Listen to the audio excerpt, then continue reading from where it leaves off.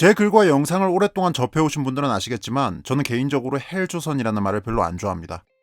분명 한국이 극단적인 초압축 성장과 왜곡된 정치 지형에 의해 여러 문제들을 가지고 있는 건 사실입니다. 그동안 우리는 이런 문제들을 짚어보고 해결책에 대해 논해왔죠. 이런 문제의식을 가지는 건 나라의 발전을 위해서 아주 중요하지만 우리가 잊지 말아야 할 게 있습니다. 그래도 전 세계적 관점으로 볼 때 한국은 자랑스러워할 만한 나라이자 또 살만한 나라라는 겁니다.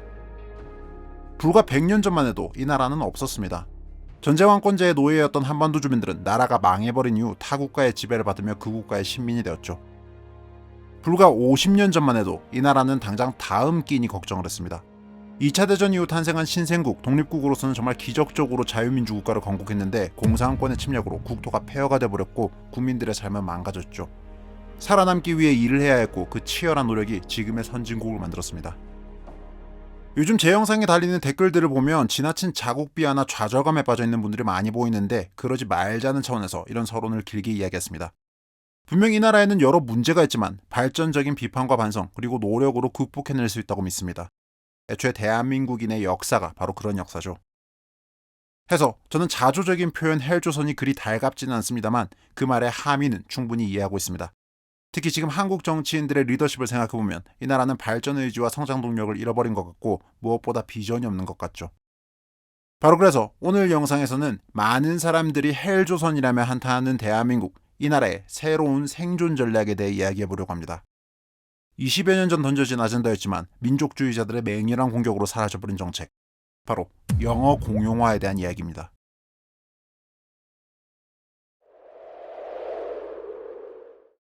본격적으로 영상을 시작하기에 앞서 먼저 한 가지 짚고 넘어갑시다. 저는 한국어와 한글을 좋아합니다. 애초에 글과 말로 여러 활동을 해온 사람이기도 하고 최근에는 소설까지 썼죠. 진심으로 말하건대 저는 한국어와 한글이 가지고 있는 장점을 이해하고 있고 또 좋아합니다. 굳이 이런 전제를 깔고 말을 시작하는 이유가 있습니다. 이러지 않으면 또 한국어와 한글의 아름다움을 몰라서 그런다, 우리 민족의 정신과 뿌리를 부정하는 주장이다, 세종대왕이 분노하실 거다 등등 악플들이 달릴 게 뻔하기 때문입니다. 많은 한국인들이 맹목적인 민족주의를 애국과 동일시하며 이와 다른 생각을 가진 사람들을 매국노 취급하고 린치하기를 참 좋아하는 경향들이 있죠. 그저 생각의 다름일 뿐인데 말입니다. 그런 태도를 취하면서 본인이 대단한 애국자라도 된 것 같은 기분들을 느끼는데 이야말로 전근대적인 민족주의 세뇌 교육의 결과라고 할 수 있겠습니다. 발전을 위해서는 여러 의견이 교류되고 토론이 이루어져야 합니다. 그 과정에서 더 좋은 의견이 만들어지고 이를 통해 개선이 이루어지죠. 그런 면에서 저는 적어도 편협한 시각으로 토론을 가로막는 사람들보다는 더 강한 애국심을 가지고 있다고 자부합니다. 그리고 지금 영어 공용화에 대한 이야기를 한 이유도 바로 이 애국심에서 출발한다는 걸 잊지 말아주시기 바랍니다. 주장을 하기에 앞서 이렇게 변명부터 해야 한다는 현실이 좀 안타깝기는 합니다. 자, 그럼 먼저 오늘날 한국어의 위치에 대해 생각해 봅시다. 한국어를 사용하는 대한민국의 인구수는 약 5,100만 명 정도 됩니다. 북한의 인구는 약 2,600만 명, 둘을 합치면 7,800만 명가량이 나오죠. 이 말은 북한을 포함해도 전 세계에서 한국어 유형자의 숫자는 7,800만 명 정도밖에 안 된다는 겁니다. 현재 전 세계 인구는 80억 명에 조금 못 미칩니다. 이 중 한국어 이용자의 비중은 1%가 채 안 됩니다. 한편 다른 언어는 어떨까요? 영어의 경우 이용자 숫자가 가장 많아서 약 15억 명 정도 됩니다. 중국어가 11억 명, 힌두어와 스페인어가 6억 명, 불어가 3억 명 정도입니다. 이 5개 언어가 세계에서 가장 많이 쓰이는 언어죠. 한국어는 전 세계 이용자 순위에서 24위를 차지하고 있습니다. 물론 전 세계에 7천여 개가 넘는 언어가 있음을 고려하면 상대적으로 그리 떨어지는 숫자는 아닙니다. 동시에 언어를 기준으로 시장을 생각하면 세계에서 한국어의 시장 규모는 24위밖에 안 된다는 뜻이기도 합니다. 게다가 현재 한국은 극단적인 저출산 현상을 경험하고 있죠. 이 현상이 지속되면 인구가 급격히 노령화되는 건 물론 심각한 인구 감소를 겪게 될 수밖에 없습니다. 오죽하면 뉴욕타임즈는 한국은 소멸하는가 라는 칼럼을 통해 한국의 인구 감소가 흑사병이 돌았던 14세기 유럽보다 더 심각할 거라고 지적한 바 있습니다. 이 말은 곧 지금 후세대들이 더 좁은 언어 시장에 갇힐 수밖에 없다는 겁니다. 물론 여기서 반론이 나올 수 있습니다. AI 번역 기술 등을 통해 언어의 장벽이 허물어지지 않겠냐는 주장입니다. 맞습니다. 지난 몇 년간 번역 기술은 어마어마하게 발전해왔죠. 덕분에 해외 어디서도 웬만한 의사소통은 스마트폰을 통해 실시간으로 가능하고 전문 문서의 번역도 어느 정도 가능합니다. 하지만 동시에 이런 측면도 생각해봐야 합니다. 기본적으로 언어라는 건 문화, 사고방식, 행동 양식 등을 규정하죠. 단순 의사소통을 넘어서서 그 이상의 맥락을 가지고 있는 겁니다. 국가 간 국경이 허물어지는 시대, 온오프라인에서 외국인과의 직접 교류가 늘어나고 특히 컨텐츠의 중요성이 더욱 대두되는 이 시대에 세계 시장에서 한국어라는 언어에 갇혀 있으면 발생할 손해는 분명합니다. 훨씬 더 넓은 세계를 놓치게 되는 거죠. 여기서 이해득실에 대해 생각해 봅시다. 한국어만을 쓰는 경우와 한국어와 영어를 같이 공용하는 경우, 두어 세대쯤 지났을 때 어느 쪽의 장점이 더 클까요? 저는 한국 고유문화 약화 같은 단점을 고려하더라도 장점이 훨씬 더 크다고 생각합니다. 그게 세계화와 세계 시장에서 생존해야 하는 우리 후세대들을 위해 꼭 필요한 일이라고 생각하기도 하고요. 적어도 오늘날 기준 세계은행의 조사에 따르면 국가의 영어 수준이 높을수록 그 나라의 국민들이 더 많은 돈을 벌게 되는 건 확실해 보입니다.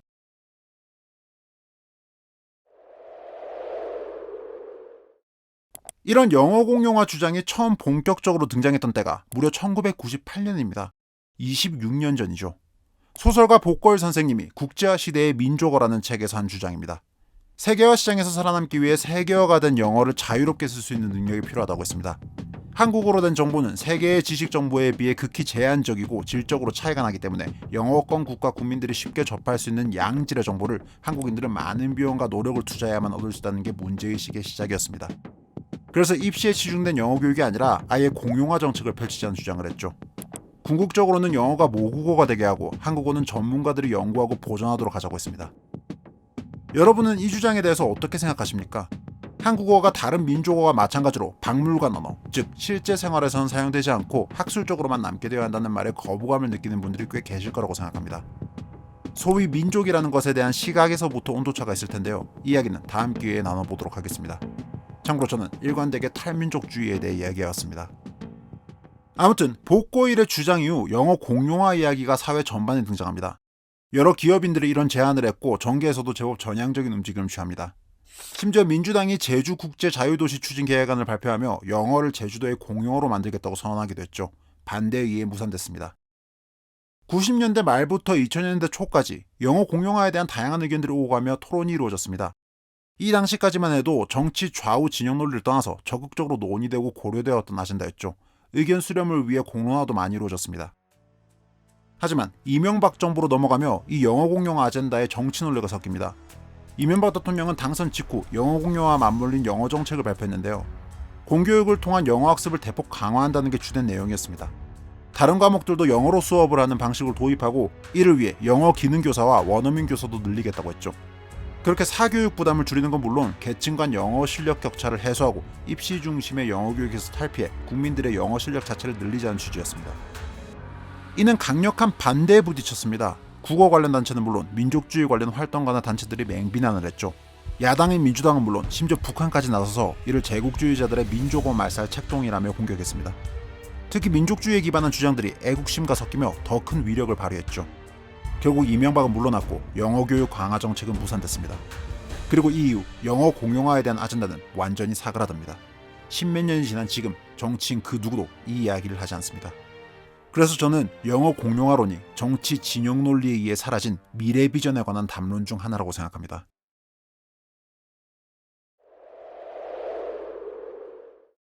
지금 제 영상을 보고 있는 여러분의 자식들 혹은 그 자식의 자식들이 영어를 모국어처럼 쓴다면 어떨까요? 한국어가 서툴러져서 아니면 아예 한국어를 잊어버려서 생기는 여러 문제를 고려해서 장점과 단점을 비교한다면 어느 쪽이 더 클까요? 저는 영어 공용화가 우리 세대가 후배 세대를 위해 물려주는 선물이 될 수 있다고 믿습니다. 분명 오늘날 영어는 신분 격차를 만드는 것 중 하나입니다. 수많은 부모들이 이미 무리를 해서 자식들의 영어 사교육에 투자를 하고 있죠. 영어 유치원부터 조기 유학에 이르기까지 꼭 입시 때문만이 아니라 삶의 질을 위해 영어에 엄청난 투자를 합니다. 그 비용과 부담을 들었을 때 깜짝 놀랐었는데 이런 게 유행하고 있는 게 현실입니다. 오늘날 영어 능력이 삶의 질을 결정할 수 있다는 건 이미 많은 사람들이 자각하고 있습니다. 지금 당장 영어 공용화 교육 정책을 실시하더라도 개인 간의 영어 격차, 특히 사회교육에 의해 생기는 영어 격차는 당분간 해소되지 않을 겁니다. 하지만 세대가 지나며 싱가포르처럼 영어 공용화가 실제로 이루어지게 된다면 한국인들은 세계 무대에서 큰 장점을 얻을 수 있습니다. 인구수는 줄어들지언정 한국인들이 마주하는 시장이 훨씬 넓어지기 때문입니다.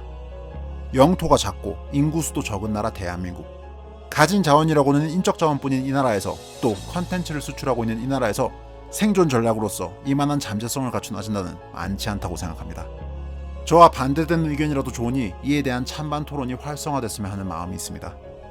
원재였습니다.